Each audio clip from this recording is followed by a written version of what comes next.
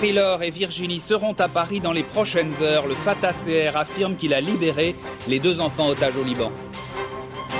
Le Boeing de la Paname, c'était peut-être un accident. L'enquête exclut de moins en moins cette hypothèse, l'avion était ancien. Revirement en Israël, M. Shamir pourrait proposer que les États-Unis et l'URSS parrainent une conférence internationale. Le Hollandais Van Basten, meilleur footballeur européen, le héros du dernier championnat d'Europe, reçoit le Ballon d'Or de France Football. Bonsoir, 2 petites filles dans un avion au-dessus de la Méditerranée. D'après le groupe palestinien dissident qui les retient en otage depuis plus d'1 an, les 2 fillettes volent en ce moment même vers la liberté. Il s'agit de Marie-Laure et de Virginie, les 2 filles de Jacqueline Valente, celles qu'on a appelées les otages oubliés du Silco. Elles devraient arriver à Paris dans quelques heures. Le groupe d'Abou Nidal avait annoncé leur libération. Cet après-midi, il l'a confirmé, mais pour l'instant, personne ne sait où sont les 2 fillettes. Cet après-midi encore, la famille de Jacqueline Valente est revenue de Beyrouth. Récit de cet après-midi d'inquiétude et d'espoir. Pascal Deschamps. 16h15, l'avion des Middle East Airlines se pose sur la piste d'Orly. À l'intérieur, le père de Marie-Laure et Virginie, leur grand-mère et leur oncle. Pour tout bagage, une promesse non tenue. Seuls les 2 derniers apparaissent dans les salons d'Orly pour une conférence de presse. Ils sont épuisés, déçus, amers. Ils ne savent pas encore qu'un nouveau communiqué du groupe Abou Nidal a relancé le suspense 2 heures plus tôt. Après notre rencontre avec Walid Khaleb, on avait vraiment l'impression que les petites filles n'allaient pas être libérées comme il fallait.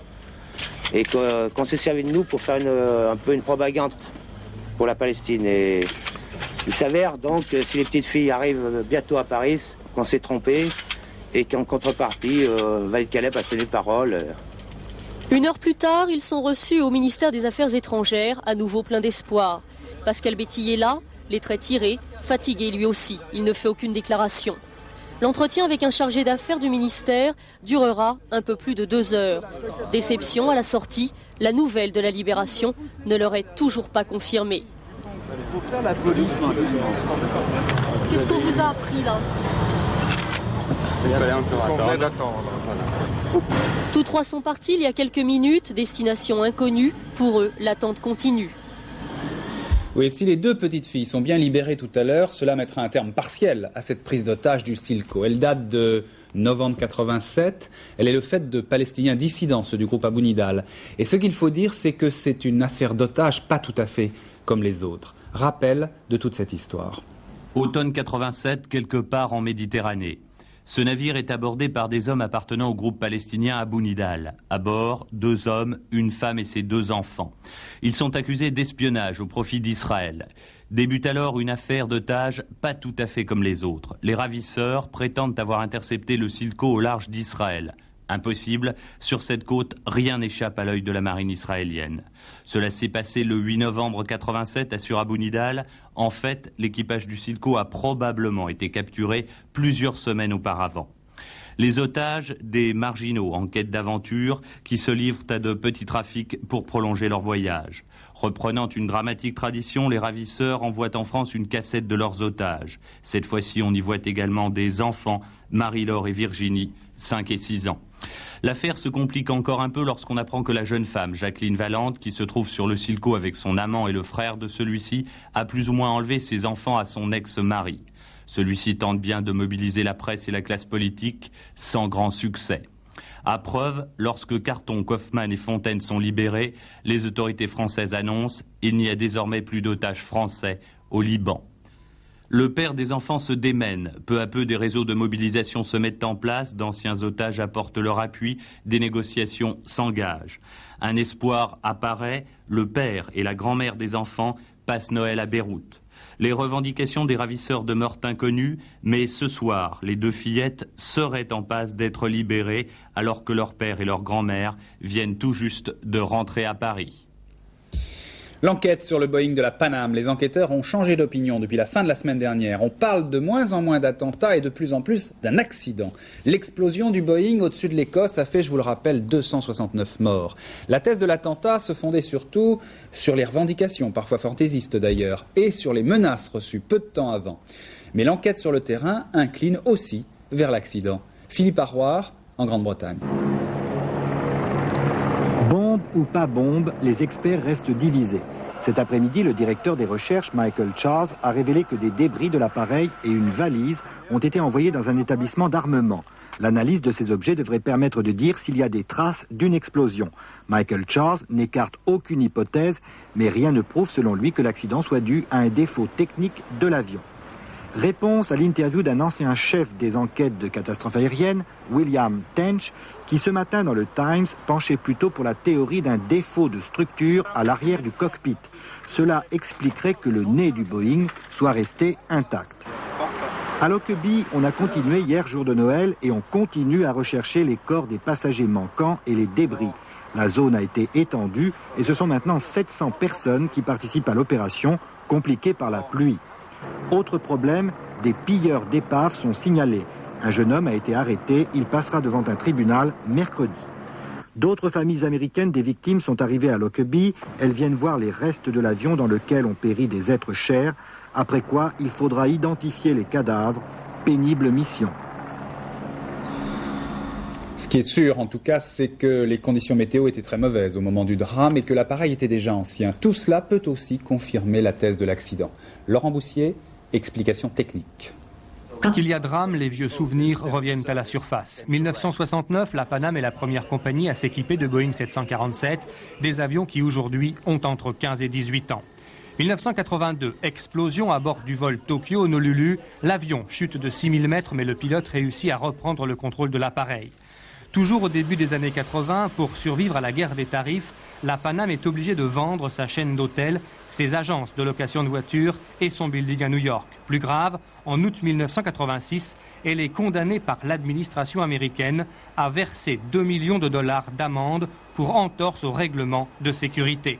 La Pan Am est accusée de n'avoir pas effectué à temps des révisions obligatoires sur certains de ses appareils et d'avoir monté sur d'autres des pièces de rechange ayant dépassé leurs limites légales d'utilisation.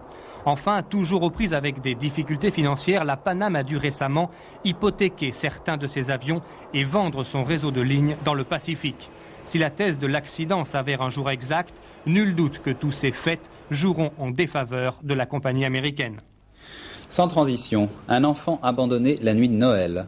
Des adultes qui se pressent pour le soigner, bien sûr, et qui l'appellent aussitôt Noël. C'est la moindre des choses.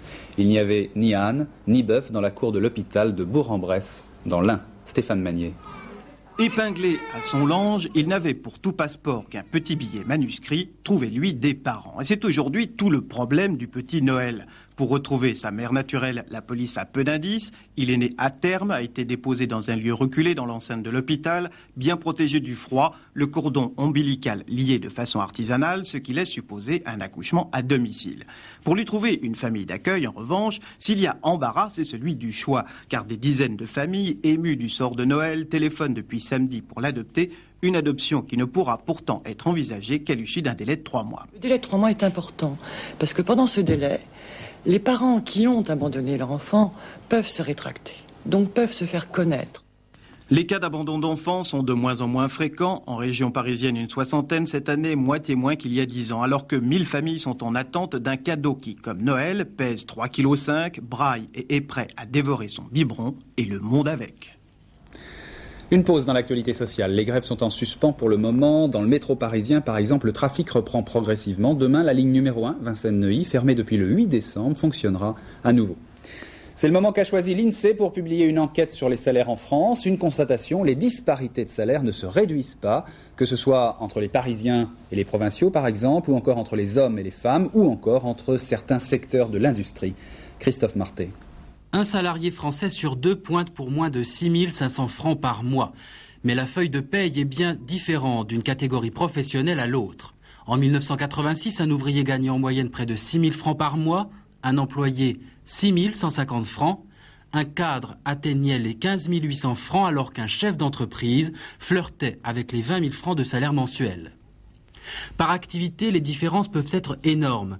Ainsi, il vaut mieux travailler dans l'industrie du pétrole, salaire moyen 13 500 francs, que dans l'industrie du cuir, salaire moyen 5 500 francs. Enfin, l'inégalité homme-femme n'est pas morte. En 1986, les femmes gagnaient en moyenne 1000 francs de moins que leurs collègues masculins.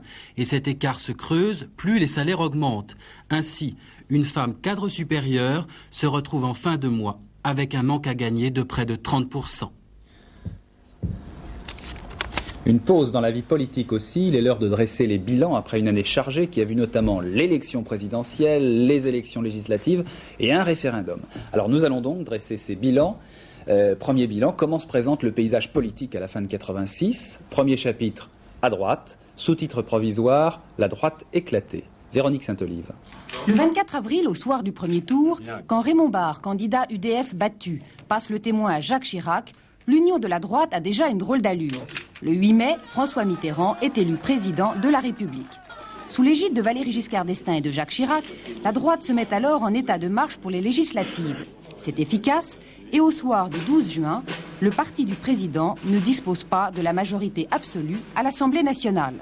La droite aurait dû s'en trouver renforcée, mais déjà, sur les bancs de l'opposition, on se pousse, on se cogne. C'est Pierre Méhaignerie qui crée l'événement. Le 14 juin, il annonce la création d'un groupe centriste autonome à l'Assemblée nationale. Il n'y aura pas un CDS force d'appoint du Parti socialiste. Mais si l'évolution le permettait, je n'exclus pas un gouvernement de plus large union qui rassemble une grande partie des hommes politiques. Les partenaires de l'opposition n'en croient pas leurs oreilles. Ils se gaussent, mais doivent se rendre à l'évidence. Les centristes revendiquent la pratique d'une opposition intelligente. Le Parti républicain rugit. Il dénonce la collusion avec les socialistes et se pose, à contrario, en héros d'une opposition pure et dure. Mais François Léotard voit plus loin. Le 26 novembre, il se fait élire président de son parti, histoire de prendre de la bouteille et de jouer dans la cour des grands. Couronne aussi pour Giscard. L'ancien président de la République est élu le 30 juin président de l'UDF. De réunion en bureau politique, il se démultiplie pour maintenir un semblant de cohésion au sein de la famille qui se déchire, avec un objectif, l'emmener aux européennes sur une liste d'union UDF-RPR. Jacques Chirac est d'accord sur le principe. Depuis son échec au présidentiel, il s'est immergé à l'hôtel de ville et laisse à Alain Juppé et à Charles Pasqua le soin de réorganiser le RPR. Mais Jacques Chirac a du mal à rester en veilleuse, Michel Rocard en fait les frais. Le Premier ministre, inapte semble-t-il à maintenir la paix sociale et à assurer à l'économie du pays les moyens de son développement, fait en revanche des projets à long terme. Et puis il y a Raymond Barre. Brouillé avec presque toute l'opposition, CDS excepté, l'ancien Premier ministre veut recomposer le paysage politique. À cet effet, il lance le 18 novembre un nouveau mouvement, la CLES, et il se situe ailleurs. À partir du 9 mai, j'étais libre. Ça ne veut pas dire que je change de camp, mais je suis devenu libre de toute alliance, de tout engagement. Mais c'est à l'Assemblée nationale, où il ne dort que d'un œil, que Raymond Barre fait le plus de bruit. Il ne vote pas la censure. À 3 mois des municipales, les piliers ravalés de la droite présentent décidément bien des fissures. Et c'était le premier bilan donc politique pour l'année 88 bien sûr et non pas 86 comme je l'ai dit tout à l'heure. Et oui, le temps passe. Israël et une nouvelle offensive diplomatique. Isaac Shamir, le Premier ministre, pourrait demander aux États-Unis et à l'Union soviétique de préparer une conférence de paix. Un revirement de la politique israélienne qui s'explique quand on sait que dans les derniers sondages, une majorité d'Israéliens est pour le dialogue avec l'OLP. Auparavant, le président égyptien Hosni Moubarak a proposé, lui, de faire une visite en Israël. À Jérusalem, Charles Anderlin. Les dirigeants israéliens ont conscience de la nécessité de lancer une contre-offensive diplomatique après les succès remporté par Yasser Arafat. Une nouvelle initiative de paix est donc mise au point par le Premier ministre Yitzhak Shamir. On n'en connaît pas le détail, mais le directeur général de la présidence du Conseil, Yosef Ben Aaron, nous en a révélé les grandes lignes. Les partenaires potentiels d'une paix avec nous sont la Jordanie, les Arabes palestiniens, et nous espérons que l'Égypte participera aux négociations. C'est le seul État arabe avec qui nous avons un traité de paix. Nous espérons aussi que les États-Unis nous aideront. Ils ont la confiance des deux parties, en dépit de leur dialogue négatif avec l'OLP. Qu'entendez-vous par arabe palestinien? Pas l'OLP, qui est une organisation terroriste. Nous voulons dialoguer avec les habitants de Judée, Samarie et de Gaza. Nous sommes prêts à leur accorder tous les droits politiques, à l'exception de la souveraineté, car un État palestinien constituerait un danger grave pour Israël. M. Ben Aaron, qui est considéré comme le principal conseiller d'Yitzhak Shamir, a évoqué la possibilité d'élections libres dans les territoires. La diplomatie israélienne se tourne à présent vers l'Égypte. Une nouvelle invitation officielle a été envoyée aujourd'hui au président Moubarak. Jérusalem propose également à l'URSS de coprésider avec les USA la conférence de paix, à condition que Moscou renouvelle ses relations diplomatiques avec Israël. Paradoxalement, les sondages montrent qu'une majorité d'Israéliens sont pour un dialogue avec l'OLP, les pourparlers devant être conduits par... Shamir. Shamir. Yitzhak Shamir. Et tous espèrent des progrès rapides sur la voie vers la paix. Un journaliste syrien a été blessé ce matin à Paris. Un inconnu l'a frappé de plusieurs coups de couteau. Ce journaliste était un proche de Rifat el-Assad, le frère du président syrien. Autre offensive diplomatique, celle de l'Union soviétique à propos de l'Afghanistan. Une offensive tous azimuts puisque Moscou n'a pas hésité à engager le dialogue avec l'ancien roi d'Afghanistan, Zaher Shah. Déjà, les résistants afghans critiquent cette initiative. Explication Georges Bortoli. L'ancien roi d'Afghanistan, exilé depuis 15 ans à Rome, pourrait-il former un gouvernement de transition qui faciliterait le retour de l'Afghanistan à une véritable indépendance? Ce souverain, formé à l'occidental, notamment dans un lycée parisien, est rejeté par avance par une bonne partie des résistants afghans, les plus islamistes, qui ne tiennent pas à voir revenir ce monarque trop laïque à leurs yeux. Mais son nom garde du prestige au fond des montagnes afghanes. Et puis, M. Gorbatchev se souvient que lorsqu'il était sur le trône, Zaher Shah s'entendait plutôt bien avec les soviétiques. Il lui a donc envoyé un de ses meilleurs diplomates après avoir lancé à l'ONU le 7 décembre son appel pour un cessez-le-feu total en Afghanistan. Alors Georges, est-ce qu'il faut prendre cette initiative des soviétiques réellement au sérieux ? Écoutez, il y a un problème de fond qui est le problème du 15 février. C'est la date à laquelle, selon l'engagement de M. Gorbatchev, il ne doit plus y avoir un seul soldat soviétique en Afghanistan. Mais bien entendu, ce retrait risque d'entraîner un effondrement du régime communiste de Kaboul, ce qui ne serait pas très bon pour le prestige des soviétiques. Mais d'autre part, si M. Gorbatchev revenait sur cet engagement d'évacuation, ça ne faciliterait pas l'établissement de son dialogue avec le nouveau président américain, M. George Bush, c'est évident. Alors, entre ces deux extrêmes, eh bien, la diplomatie soviétique lance des coups de sonde, multiples d'ailleurs, pour essayer de sauver une participation communiste à un gouvernement de coalition.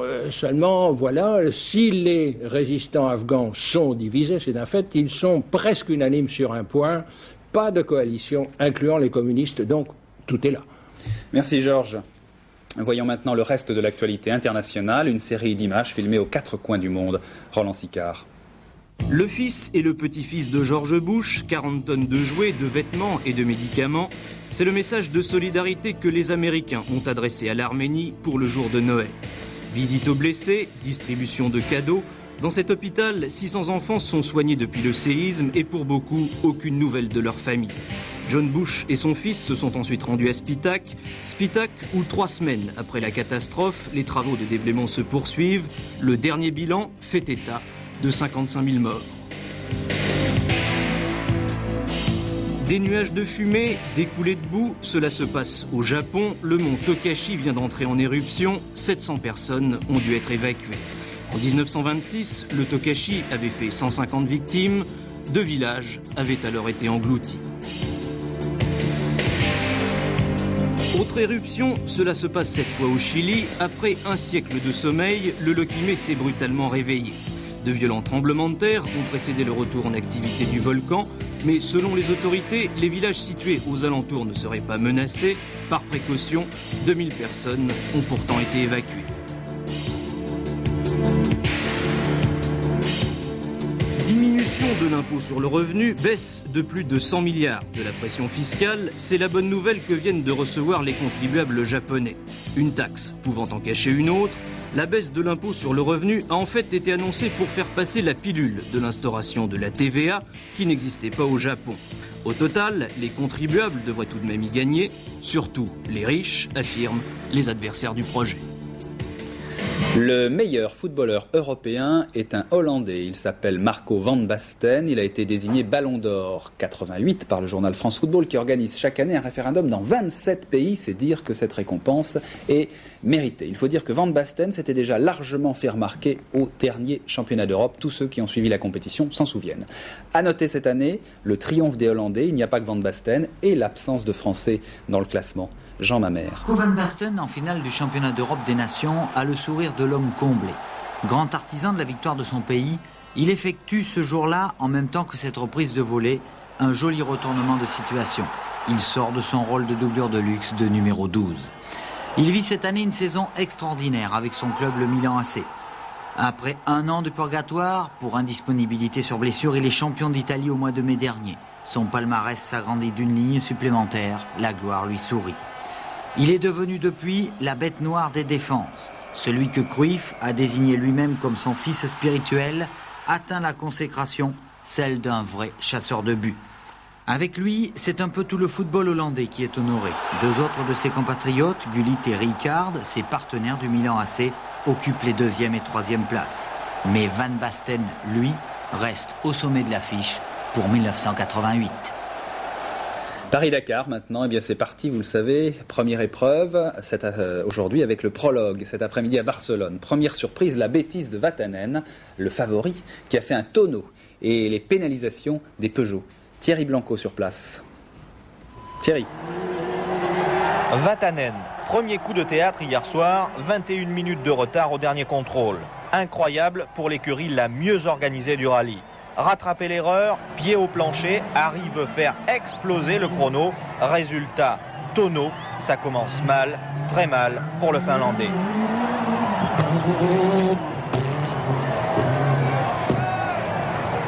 Portière arrachée, pare-brise cassé, Vatanen repart, 40 secondes perdues. Il termine tout de même 7e du prologue après un deuxième incident de parcours. Heureusement qu'il reste le désert. Pénalité aussi pour Jackie X, mais 5 minutes seulement. Les Peugeot se sont fait piéger en groupe. Frecklin prend 3 minutes, seul Vanberg échappe à l'hécatombe. X second, Frecklin premier, Vanberg 3e, tiercé Peugeot tout de même en tête du prologue ce soir à Barcelone. Derrière à 6 secondes, le chef de file des Mitsubishi, Pierre Lartigue. Les deux principaux adversaires du Dakar 89 ont déjà pris leur marque. En attendant quelques heures de traversée avant d'aborder l'Afrique où commence vraiment le Paris-Dakar. En principe, Orphée parcourt les enfers pour retrouver son Eurydice. À l'Opéra de Paris, Orphée ne cherche qu'à la perdre. C'est Orphée aux enfers, revu et corrigé par Jacques Offenbach, un opéra proprement comique où dominent les gags et le rire. C'est en ce moment pour 12 représentations. Reportage Jean-Claude Darigo, Dominique Merlin. Avez-vous déjà essayé de chanter ne serait-ce qu'un refrain suspendu entre ciel et terre? Non, n'est-ce pas? Eh bien, ce monsieur le fait et fort bien.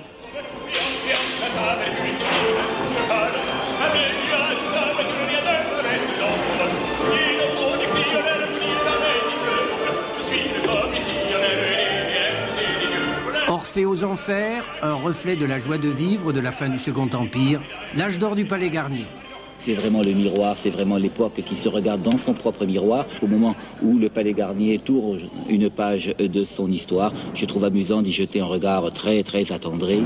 Et d'autre part, de lancer dans cette maison, peut-être pas pour la dernière fois, mais enfin vraiment pour une fois majeure, de lancer la grande tradition de la machinerie à l'italienne. Vous avez vu, ça monte, ça descend, il y a des trappes, il y a tout ce qu'il faut, qui est la magie à proprement parler italienne. L'opéra Bassi, ce sera une autre aventure avec d'autres techniques. Je suis Vénus et mon amour a fait l'école buissonnière. Je reviens sur le vécu jour, ce petit voyage heureux. Mon mystère, changez-vous,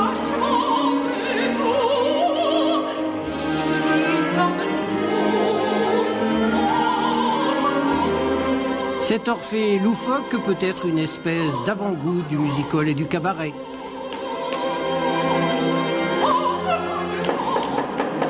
Vous avez l'impression que c'est presque déjà le café-théâtre? Eh bien non. Non, c'est beaucoup plus subtil, je pense. Plus intelligent. Il y a plus de goût. peut-être. Quoique, ça dépend.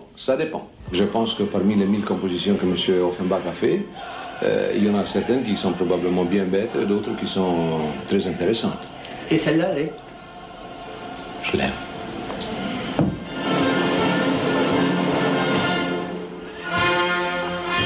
Orphée aux enfers, l'enchantement de Louis et la bonne humeur au champagne, une soirée de réveillon.